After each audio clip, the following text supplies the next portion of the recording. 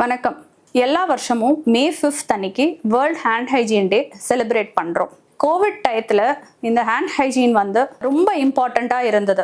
Covid இன்ஃபெக்ஷன்ஸை கம்மி பண்றதுக்கு அப்பதான் பப்ளிக் அவேர்னஸும் இன்க்ரீஸ் ஆச்சு about how much hand hygiene helps in reducing infections. So hand ஹைஜீன்றது ரேண்டமா ஒரு எக்ஸ்பெரிமெண்டா எடுத்து பார்த்தோம். பீப்புள் ஹேண்ட் வாஷ் பண்ண சொல்லிட்டு எவ்வளோ பாக்டீரியா வளருது அவங்க கையில, அதே கரெக்டான ஸ்டெப்ஸை பண்ணிட்டு எவ்வளோ பாக்டீரியா வளருதுன்றத கம்பேர் பண்றதுக்கு ஒரு ஸ்மால் ஆக்டிவிட்டி மாதிரி பண்ணோம். அதுல பாத்தீங்கன்னா டெஃபினட்டா உங்களுக்கே அந்த டிஃபரன்ஸ் தெரியும். ப்ராப்பரா ஹேண்ட் ஹைஜீன் ஹேண்ட் வாஷ் பண்ணிட்டு பண்றபோது நம்ம பாக்டீரியல் லோட் வந்து டெஃபினட்டா கம்மியா இருக்கு. ஸோ இது கோவிட் மட்டும் வச்சுக்காம எவ்ரிடே லைஃப்ல நமக்கு பண்ணும்போதும் மற்றவங்களுக்கு caring for our patients at home also I think we are responsible to do hand hygiene properly. இந்த hand hygiene க்கு certain steps இருக்கு.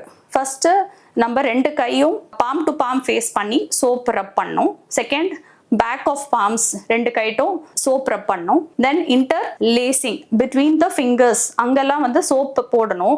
then interlocking both your hands ரெண்டு கையட்டையும் interlock பண்ணிட்டு thumb ஃபைனலாக ரொட்டேஷன் பண்ணிட்டு and then tip of your ஃபிங்கர்ஸ்லையும் soap rub பண்ணி ஹேண்ட் வாஷ் பண்ணிங்கன்னா டெஃபினட்டாக மைக்ரோபியல் லோட் வந்து கம்மியாகும், இன்ஃபெக்ஷனும் ப்ரிவெண்ட் ஆகும்.